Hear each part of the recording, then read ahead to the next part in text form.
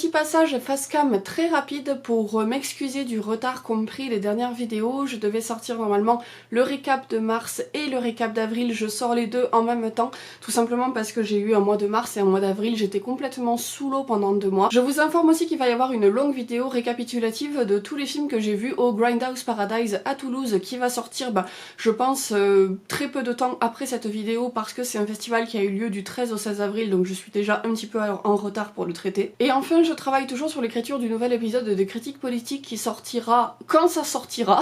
Voilà, tout simplement. J'ai quasiment fini le script, mais après il faut que je fasse le tournage et j'ai pas mal d'ambition. J'aimerais bien un petit peu pour ces vidéos longues, ces vrais longs formats que sont mes chroniques, donc du coup les critiques politiques, les ciné-pépites, que sont aussi les 5 bonnes raisons, j'aimerais bien maintenant update un petit peu pour vraiment différencier le lieu du tournage des vidéos plus spontanées telles que celles que je fais ici, telles les vidéos comme va être le récap du Grindhouse, les top flops, ce genre de choses, et un petit peu maintenant passer à la vitesse supérieure pour les vidéos beaucoup plus construites, beaucoup plus longues, donc ça sortira un de ces 4, en tout cas je travaille dessus. Je vous rappelle qu'en plus de mon travail sur YouTube, je sors aussi beaucoup d'articles avec l'association L'écran, environ 1 par mois, donc si ça vous intéresse, n'hésitez pas à aller voir dans la barre d'infos, il y a tout ce qu'il faut. Et voilà, c'est tout ce que j'avais à vous dire pour cette vidéo. Bon visionnage du récap de ce que j'ai vu au mois de mars et d'avril, et surtout n'hésitez pas comme d'habitude à me laisser votre propre avis dans les commentaires sur les films dont je parle. Salut! Aujourd'hui nous allons parler de Knock at the Cabin de M. Night Shyamalan. Au casting, nous retrouvons Jonathan Greff, Ben Aldridge, Kristen Cui, Dave Bautista, Nikki Amuka-Bird, Rupert Grint et Abby Quinn. Nous avons été appelés et sommes unis par une vision commune qui maintenant s'impose à nous comme un ordre que nous ne pouvons ignorer. Votre famille a été élue pour faire un choix épouvantable. Si vous n'y parvenez pas, ce sera la fin du monde. Un couple homosexuel et leur fille partent en vacances dans un petit chalet isolé à la montagne. Ils y coulent des moments heureux jusqu'à ce que 4 personnes les interrompent et les prennent en otage. Ils doivent alors faire face à un choix cornélien, sacrifier l'une des personnes de leur famille afin de sauver l'humanité. Shyamalan et moi, c'est souvent en dents de scie. Le dernier film que j'avais trouvé à peu près potable dans sa filmographie était The Visit, et encore, il faisait partie vraiment du bas de sa filmographie. Pour tout vous dire, le dernier film de sa filmo que je considère comme étant vraiment bon, c'est Le Village, que je trouve vraiment sous-estimé pour le coup, et je fais partie des gens qui détestent déjà Signe. Shyamalan, je trouve toujours qu'il a de super concepts, de super idées, mais qu'il arrive rarement à les mener jusqu'au bout. Eh bien, j'ai été assez surprise par Knock at the Cabin, qui tient son concept jusqu'à la fin. Pour moi, vraiment, le point fort de ce film, c'est son univers et son histoire. Il y a donc ces 4 personnes qui ont été soi-disant, selon leur dire, envoyées par Dieu pour sauver l'humanité d'une apocalypse si une personne choisit de se sacrifier. Le mystère est bien entretenu. On ne sait jamais vraiment si ces personnes sont juste des illuminés religieux ou si ce sont vraiment des personnes qui ont vécu quelque chose de l'ordre du surnaturel. Mais je pense, hélas, que comme tous les films de Shyamalan ces dernières années,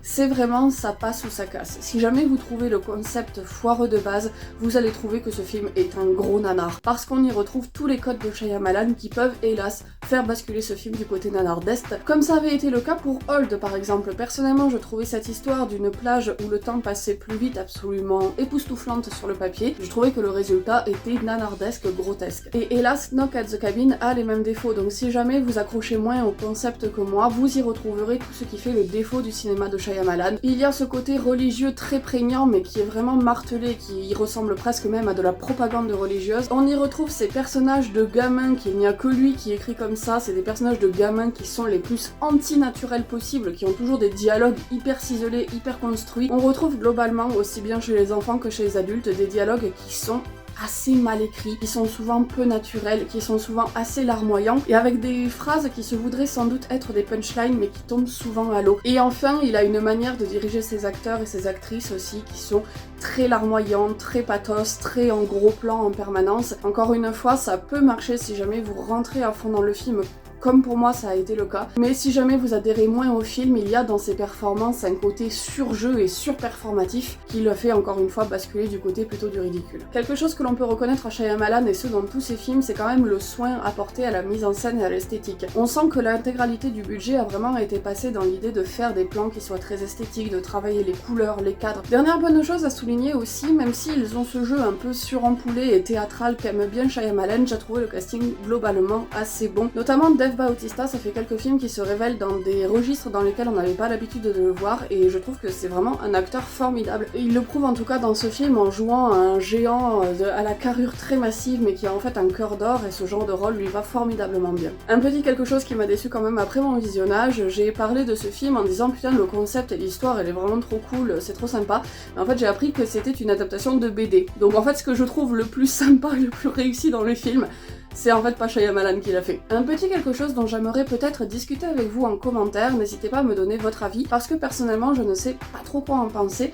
Le film appuie très lourdement l'homosexualité du couple principal, et notamment l'idée que la rédemption chrétienne et biblique viendrait en fait de l'homosexualité. Donc il y a une espèce de renversement des valeurs comme ça, et je sais pas trop ce qu'il a voulu faire ou dire avec cette thématique en dehors de ça, et j'arrive pas trop à savoir si c'est bien traité, ou si c'est au contraire très lourd, et si c'est dans une espèce de démarche un peu de pickwashing. J'ai beaucoup de mal à me situer avec la représentation de l'homosexualité dans ce film. Personnellement, la fin et la vraie réponse à tout ça m'a semblé un petit peu trop facile et j'ai été un petit peu déçue de cette fin. J'aurais bien aimé que ce soit un peu plus audacieux et ambitieux à ce niveau-là, mais très sincèrement, ça faisait longtemps que j'avais pas passé un aussi bon moment devant un film de Shyamalan, sachant que mes attentes étaient quand même très basses. Personnellement, je n'ai pas été déçue, au contraire, j'ai été agréablement surprise. Par contre, si vous en attendez quelque chose d'assez formidable, ouais, c'est quand même pas le film de l'année, on va pas se mentir. Et voilà, cette critique de Knock at the Cabin est terminée, j'espère que ça vous aura plu. N'hésitez pas, comme d'habitude, à me suivre sur les réseaux sociaux, sur Twitter, c'est là où je suis la plus active, sur Instagram, c'est là où je vous parle le plus de cinéma. À me suivre aussi sur YouTube, je vous propose des formats longs. D'ici peu devrait arriver une prochaine critique politique sur la représentation des personnes grosses au cinéma. Et quant à moi, je vous dis, comme d'habitude, à la prochaine pour une nouvelle vidéo. Salut!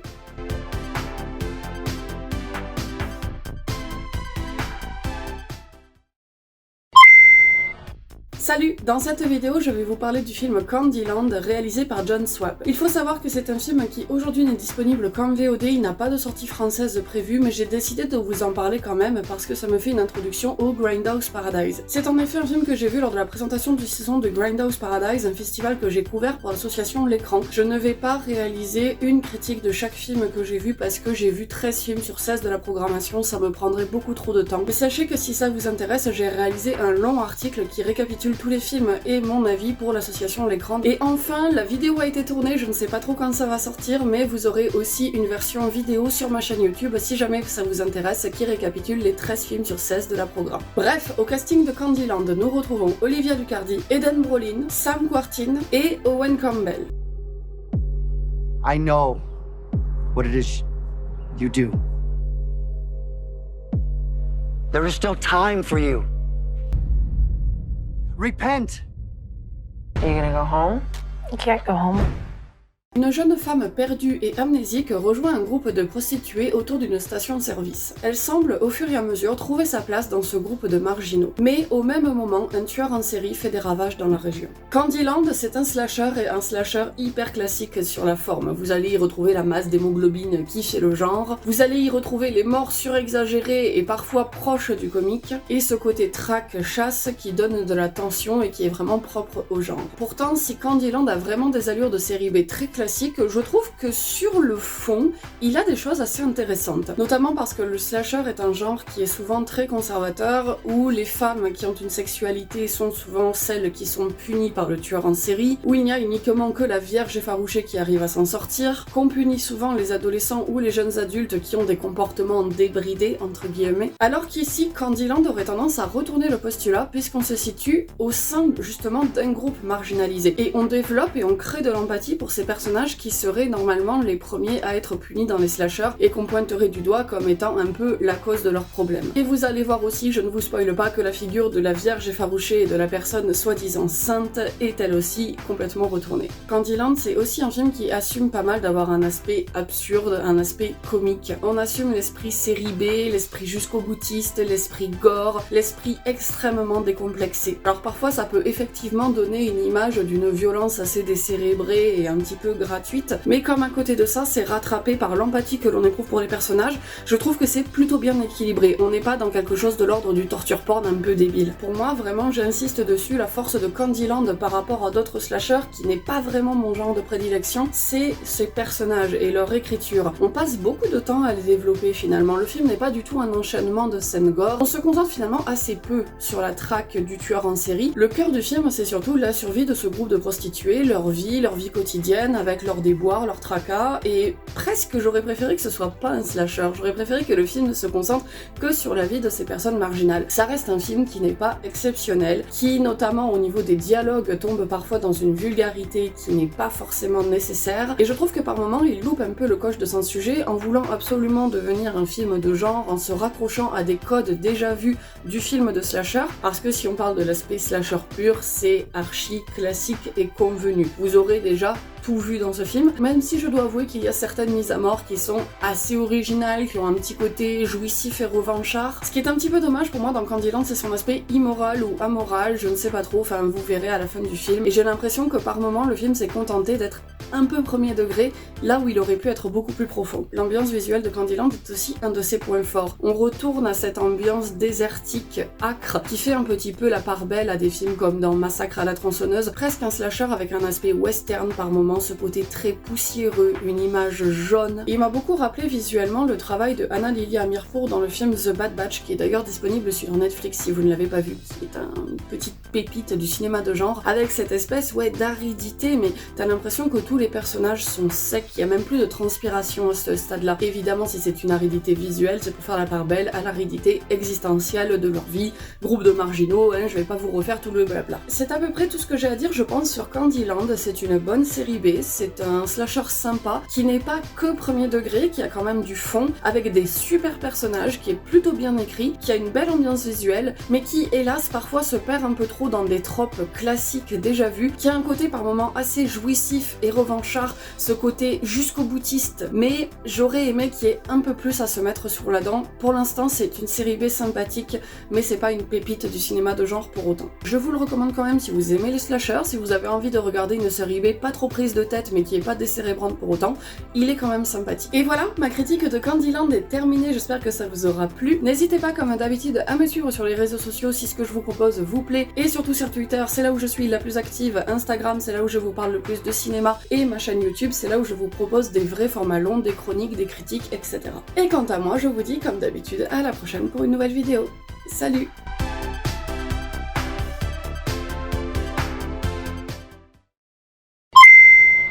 Salut! Dans cette vidéo, je vous propose une critique de The Fabelmans réalisée par Steven Spielberg. Au casting, nous retrouvons Gabriel Labelle, Michelle Williams, Paul Dano et Seth Rogen.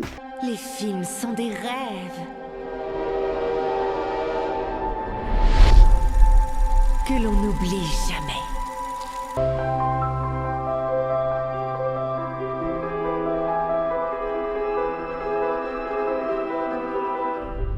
Les Fabelmans se concentrent sur le jeune garçon de la famille Fabelmans que l'on va suivre de l'enfance jusqu'à l'adolescence. On va suivre avec lui les péripéties familiales, notamment les multiples déménagements de la famille, ainsi que la naissance de sa passion pour le cinéma. En réalité, à travers ce film, Spielberg fait une autofiction en revenant sur sa propre enfance et sur sa propre découverte du cinéma. Très sincèrement, je pense que la vidéo va être assez courte car j'ai très peu de choses à dire sur ce film, je l'ai trouvé extrêmement inintéressant. Je veux dire, je ne me suis pas ennuyée. Le film dure 2h45, je n'ai pas vu le temps passer. J'ai pris du plaisir à suivre cette péripétie familiale parce que Spielberg sait faire de très belles images, il sait donner du rythme à la lenteur, et étant donné que c'est lui qui a un petit peu posé les bases du cinéma classique, il sait faire du bon classique contemporain, j'entends. Mais je pense qu'à part si vous êtes extrêmement connaisseuse ou connaisseur du cinéma de Spielberg, Pour quelqu'un de lambda comme moi qui aime bien ces films, j'ai grandi comme tout le monde avec E.T. et compagnie, mais sans avoir un attachement particulier, sans que ça fasse pour autant partie de mes réalisateurs préférés, sincèrement, je ne vois pas trop l'intérêt de ce film. C'est joli, on passe un bon moment, il y a un côté certes divertissant, mais c'est vraiment un film dans lequel je ressors en n'ayant absolument rien appris. C'est un film qui n'a, pour moi, pas de valeur ajoutée. Alors, le film a quand même de nombreuses qualités, et je pense qu'une de ses qualités principales, c'est le fait que Spielberg revienne sur sa vie, fait une autofiction, mais à aucun moment ne propose un film qui soit nombriliste ou autocentré. C'est un film qui touche malgré tout à l'universel, et dans lequel chacun peut se retrouver. Un autre gros point fort du film, c'est le casting et le jeu des acteurs et des actrices. Les personnes qui ont été castées pour incarner Spielberg enfant, ado et puis jeune adulte sont absolument parfaites. On retrouve chez eux les expressions faciales de Spielberg sans que ça ne soit pour autant un copier-coller ou un mimétisme parfait. J'ai été aussi très heureuse de voir Paul Dano dans un rôle enfin un peu sympathique parce que ces dernières années, j'ai l'impression de ne l'avoir vu que dans des rôles de tueur en série ou de psychopathe. Enfin, je le vois incarner un personnage plus humain, plus doux, plus empathique. Il joue ce père de famille typique des années 60-70, c'est-à-dire qui est à fond pour porter sa famille, qui doit porter sa famille d'un point de vue financier, mais qui du coup se perd dans son travail, perd le lien à sa famille, perd le lien à sa femme, et se perd lui-même aussi en tant qu'être humain. Quant à Michelle Williams, elle est aussi absolument formidable pour incarner cette mère. Pour le coup, je n'ai aucun problème avec son interprétation parce qu'elle est vraiment excellente. J'ai un problème avec le personnage en lui-même. Je ne sais pas si ça correspond vraiment à la réalité de ce qu'a vécu Spielberg. Si c'est le cas, le pauvre. Parce qu'on est vraiment dans le stéréotype, et là c'est un peu sexiste, mais encore une fois, si ça correspond à la réalité des choses, par moment on correspond à des stéréotypes. Ouais, elle est vraiment dans le stéréotype de la femme qui est névrosée, et vu que c'était une période aussi où les maladies mentales étaient des choses assez tabous, je pense que le film en filigrane a aussi un message, voilà, sur le fait d'accepter qu'on ait des maladies mentales, mais je trouve que c'est assez mal fait, puisque ce qu'il en ressort à l'image, c'est plutôt qu'on voit une femme qui est finalement très égoïste, qui dans une scène par exemple va dire « Jamais je ne quitterai ton père, c'est un homme formidable, c'est le meilleur homme que je connaisse », et qui dans la scène d'après finalement se retrouve face à un divorce car elle est malheureuse et qu'elle n'arrive pas à gérer. En dehors de ça, comme je vous l'ai dit, les images sont absolument magnifiques, les couleurs, les lumières, on retrouve encore les lens flares partout comme aime le faire Spielberg. J'ai quand même un petit regret au niveau du rythme et du montage et de la narration, de la manière dont sont gérées les choses. J'aurais aimé que le film se concentre au moins un temps sur le cinéma, sur la technique, sur l'apprentissage du cinéma, qu'il se concentre sur la tragédie familiale, puisque finalement le film est assez déséquilibré. On a l'impression que le cinéma est quelque chose de facile, d'inné, qu'il y a une sorte de don, une sorte de magie. Peut-être que c'est ainsi qu'il a vécu les choses, mais j'aurais bien aimé aussi qu'on montre les échecs, les difficultés, qu'on montre les difficultés financières aussi, parce que c'est tout un matériel qui coûte très cher. Il avait de la chance, il venait d'une famille privilégiée. Par moments, on vend un peu du rêve en disant « Ouais, lance-toi, l'art c'est trop facile, tu vas voir, crois en tes rêves ». Ben non, en fait, ça s'adresse quand même à une élite. De manière générale, je trouve que les films qui parlent de création ne parlent pas assez, je trouve, des difficultés qu'il y a aussi derrière la création. Et voilà, globalement, hélas, je n'ai pas grand chose de plus à dire sur The Fabelmans, que j'ai trouvé extrêmement peu intéressant. Je suis sûre que d'ici quelques années, j'aurais oublié que je l'ai vu. Il est très bien fait, je n'ai pas de reproches spéciaux à lui adresser, si ce n'est que moi, ça ne m'a pas intéressé, et que je trouve que globalement, ce soit pas un film qui apporte grand chose. Voilà, j'ai passé un bon moment, mais je n'en retiens absolument rien. Et voilà, ma critique de The Fabelmans c'est terminée. N'hésitez pas à me dire si vous l'avez vu et ce que vous en avez pensé. N'hésitez pas aussi à me suivre sur les réseaux sociaux. Twitter, c'est là où je suis la plus active, et Instagram, c'est là où je vous parle le plus de cinéma. N'hésitez pas aussi à vous abonner à ma chaîne YouTube, c'est là que je vous propose des formats longs. Et quant à moi, je vous dis à bientôt pour une nouvelle vidéo. Salut!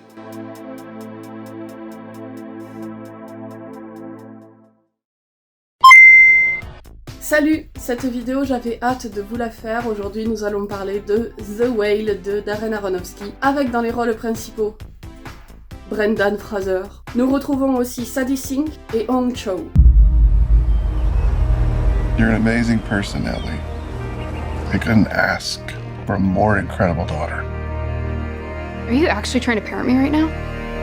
Who would want me to be a part of their life? Charlie est un prof d'anglais qui est reclus chez lui depuis le suicide de son petit ami survenu quelques années plus tôt. Il s'est enfermé dans la dépression, la mélancolie et la nourriture qu'il utilise comme moyen de compenser ses émotions. Il apprend bientôt qu'il ne lui reste plus que quelques jours à vivre et il tente désespérément de retrouver le contact avec sa fille, avec qui les liens se sont distendus quelques années plus tôt. Alors je vous préviens d'avance, ici on va être un petit peu moins dans la critique, on va plus être dans le billet d'humeur, j'ai pas pris de notes. Je vais aussi beaucoup dans cette vidéo parler du film sous un prisme militant, sous le prisme de la grossophobie, parce que tout simplement il y a eu beaucoup de polémiques autour de ce film et je tiens personnellement à y répondre parce que je pense que j'ai des choses à dire. Ce film a donc été assez conspué lors de sa sortie parce qu'on l'a accusé d'être grossophobe et très sincèrement je peux comprendre cette lecture mais je n'ai pas cette lecture là. Et je pense que ça c'est un problème qui est dû au cinéma de Darren Aronofsky. Si jamais vous trouvez que des films comme Requiem for a Dream, The Wrestler ont un point de vue qui est hyper pathos, qui est très exagéré, qui juge et qui est moralisateur envers les personnages, alors oui, vous trouverez The Whale grossophobe, vous aurez un problème avec ce film parce que vous trouverez que c'est un film qui est pathos, qui met à distance son personnage, qui n'a pas d'empathie pour lui. A l'inverse, si vous trouvez encore une fois des films comme The Wrestler ou comme Requiem for a Dream profonds, empathiques, qui mettent en exergue le côté complexe de l'humanité, alors je pense que vous accrocherez à The Whale, que vous trouverez que c'est un film qui est empathique, qui montre juste que les choses ne sont pas simples. Pourtant, Dieu sait que la carrière récente de Aronofsky, putain je la conspue, hein, depuis Noé et ses délires d'adaptation biblique là qui sont hyper premier degré. Les gens ont l'impression que je dis qu'à chaque fois qu'il y a un truc qui est biblique ou de l'ordre du sacré, c'est pas intéressant. Pas du tout. J'adore par exemple The Fountain de Aronofsky, qui a aussi une thématique extrêmement sacrée, mais ce que j'aime c'est qu'il y a quand même une prise de distance avec le sujet, il y a quelque chose de plus subtil. Ce que je n'ai pas aimé avec Noé ou avec Mother, c'est vraiment que c'est la Bible, mais point barre, premier degré. Il n'y a pas de seconde lecture, il n'y a pas d'autres couches. Darren Aronofsky, de toute façon, si jamais on aime son cinéma comme moi, hein, ça a été pendant longtemps mon réalisateur préféré, avant Park Chan-wook, c'est un petit peu hypocrite de lui reprocher son rapport à la Bible ou de manière générale à la chrétienté, puisque tous ces films ont un rapport au sacré, et au contraire le film est extrêmement critique avec les gens qui font de la propagande religieuse, puisqu'il montre qu'avoir la foi, ce n'est pas essayer de forcer les gens à adopter notre point de vue. J'ai eu cette impression-là puisque le personnage du missionnaire se met en tête de sauver l'âme de Charlie, de faire en sorte qu'il se repente avant de mourir. Et finalement, on se rend compte au fur et à mesure du film que le missionnaire ne cherche pas à faire ça dans un but altruiste. Il cherche à se sauver lui-même, il cherche sa propre rédemption. Donc, dans le geste religieux d'aller prêcher la bonne parole, il est en fait extrêmement égoïste. Globalement, de toute façon, c'est un film qui joue avec un thème extrêmement religieux, le thème du pardon et de la rédemption. Le message global du film sur la rédemption et sur le pardon, c'est de dire que le pardon ne viendra pas de Dieu, que le pardon, il vient en fait des autres, que le pardon, il vient aussi de soi-même, qu'on doit se pardonner les choses. Et je trouve que c'est un message qui est très beau, parce que tous les personnages du film sont des personnages qui sont complexes, qui sont torturés, et certains personnages peuvent même avoir une attitude qui est détestable, et pourtant on comprend, et pourtant on pardonne. Charlie, le personnage principal du film, est un personnage que je trouve absolument magnifique parce que c'est une personne qui va chercher la lumière chez les gens. C'est une personne qui va toujours chercher le positif. Et notamment, il va le chercher dans sa fille, qui est un personnage avec lequel j'ai eu beaucoup de mal. C'est une peste. Et vous savez, c'est vraiment le stéréotype de cette personne qui, parce qu'elle est malheureuse, va rendre tous les gens malheureux autour d'eux. Personnellement, j'ai beaucoup de mal avec ce genre de personne, mais je trouve ça beau parce que le film, malgré, encore une fois, le fait que j'ai du mal avec ce genre de personne, nous fait comprendre pourquoi elle est comme ça. Et au moment où sa carapace se brise, le personnage n'en est que plus lumineux. On voit vraiment à ce moment-là le personnage à travers les yeux de Charlie. C'est une grande réussite parce que c'est un film qui est vraiment subtil. Il arrive à vraiment nous faire voir le meilleur dans des gens qui sont pas spécialement beaux. Pour moi, c'est un film qui est très beau, très positif, et qui fait du bien à une époque où je trouve qu'on est extrêmement intransigeant et assez intolérant envers les erreurs de tout le monde. Bon, maintenant que la question de la religion c'est fait, parlons de la question de la grossophobie. Si vous prenez les scènes hors contexte, elles sont grossophobes. Quelles sont ces scènes? Eh bien, c'est des scènes où on voit Brendan Fraser manger, et lorsqu'il mange, il s'empiffre, il en met partout, on le voit avoir de la difficulté à se lever, il est constamment suant. Moi-même, je suis choquée par ce que je suis en train de dire, parce que je me dis, waouh, c'est vraiment la représentation horrible par excellence, sauf que tout ça prend sens dans le film, et que à aucun moment ce n'est objet de moquerie, c'est au contraire une manière de raccorder encore plus d'empathie avec Charlie. Lorsque Charlie mange en grande quantité, c'est en fait une description assez réaliste de ce qu'on vit quand on a des troubles du comportement alimentaire. Oui, c'est des moments où c'est pas beau. C'est pas beau une crise de TCA. C'est pas beau à montrer, mais c'est important de le montrer aussi. Et je trouve que le film nous fait vraiment bien comprendre qu'à chaque fois qu'il a des crises comme ça, c'est dû à une mauvaise émotion. De même, lorsqu'on le voit être en difficulté à se lever, lorsqu'on le voit être suant, encore une fois, c'est la réalité d'un corps qui est très gros. Et je ne trouve pas qu'à ces moments-là, le regard soit surplombant, soit moqueur. Au contraire, c'est un regard qui essaye de nous dire: regardez ce que le malheur, ce que la dépression peut faire à quelqu'un. Et enfin, j'ai beaucoup lu aussi que des personnes trouvaient que Charlie s'était infligé ça à lui-même. C'était un peu de sa faute s'il était aussi gros et s'il était handicapé maintenant. Je trouve que le film passe son temps à nous dire le contraire. Charlie, lui, exprime les choses en disant comme ça. Il dit: je me suis infligé ça, mais pourquoi? Parce que c'est un homme dépressif et suicidaire. Par contre, son entourage, et notamment le personnage incarné par Hong Cho, passe son temps à lui dire: non, tu as besoin d'aide, tu as des problèmes qui sont mentaux et maintenant physiques. Ce que ce film montre, ce n'est pas le portrait pathétique d'une personne grosse qui a passé sa vie à branler et qui a bouffé et qui va crever d'une crise cardiaque juste parce que il laissait un branleur et qu'il s'est laissé aller. Il montre le portrait d'une personne dépressive suicidaire parce qu'il a perdu l'amour de sa vie, qui a souffert aussi de grossophobie médicale parce que ça, le film montre très clairement qu'il refuse d'aller voir les médecins, il refuse d'aller à des hôpitaux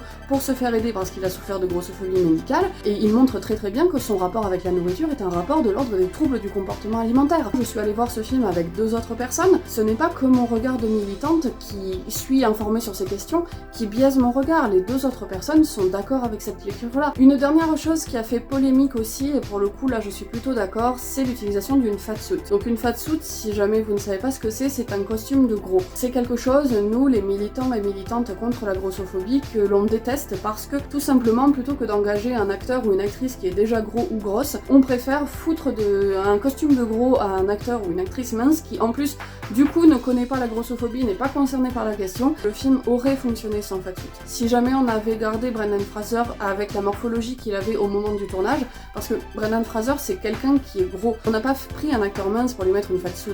Brendan Fraser a pris beaucoup de poids suite à La Momie 3, il a eu de la cortisone parce que il s'est cassé toutes les côtes pendant le tournage, il a eu le corps brisé, il a fait ensuite une dépression, il a eu une agression sexuelle. C'est quelqu'un qui a connu la grossophobie. À mon avis, il n'aurait pas eu besoin d'une fatsuit. Ceci étant, le seul point positif que je lui reconnais, c'est qu'il y a certaines scènes dans le film qui prennent une ampleur, une stature, une majesté. Lorsque Brendan Fraser se lève, il a vraiment ce côté massif d'une baleine qui donne son titre au film. D'ailleurs le The Whale du titre, c'est en référence à Moby Dick, hein. C'est absolument pas du tout quelque chose de grossophobe et au contraire, la référence du titre est tellement touchante. Et lorsque Brendan Fraser se lève à plusieurs moments dans le film, on a ce côté renforcé par la musique et par une mise en scène qui est à ce moment-là très sacralisée. Brendan Fraser se lève et on a vraiment l'impression de voir une baleine qui surgit hors de l'eau. À ces moments-là, la fatsuit pouvait effectivement, d'un point de vue purement artistique et de mise en scène, se justifier. En dehors de ça, je trouve cependant que le film aurait fonctionné sans largement. Et Brendan Fraser, alors, est-ce qu'il a mérité son Oscar ?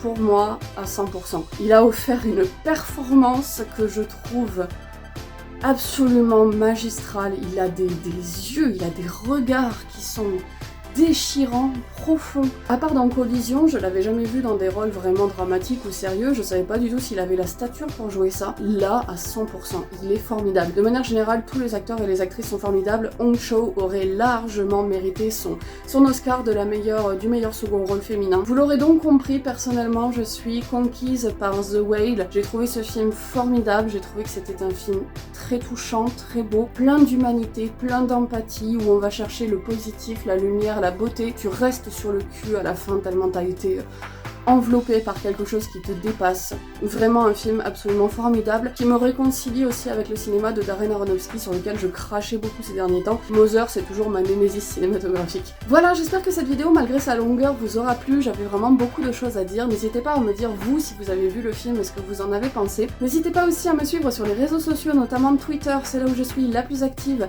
mais aussi Instagram, c'est là où je vous parle le plus de cinéma. Et quant à moi, je vous dis, comme d'habitude, à la prochaine pour une nouvelle vidéo. Salut!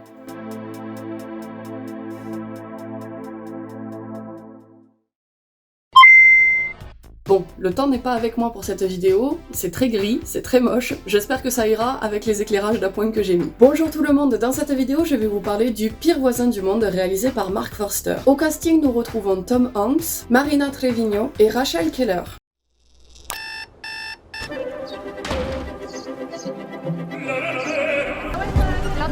Non, stop! Passez-moi la clé. Bonjour. Bonjour. Comment tu t'appelles? Otto. Otto? O-T-T-O. Je m'appelle Abby. O-T-T-O.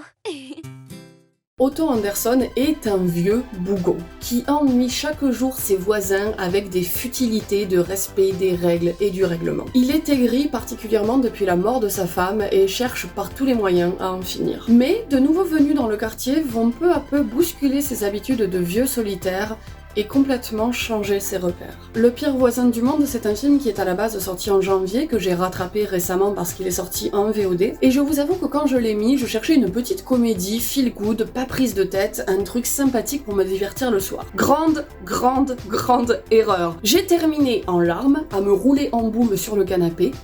C'est un film qui est hyper émouvant. Je m'attendais à voir une comédie extrêmement classique sur le trope du vieux ronchon qui finalement a un cœur d'or. Moi c'est un trope que j'adore, mais je m'attendais à ce que le film ce ne soit que ça.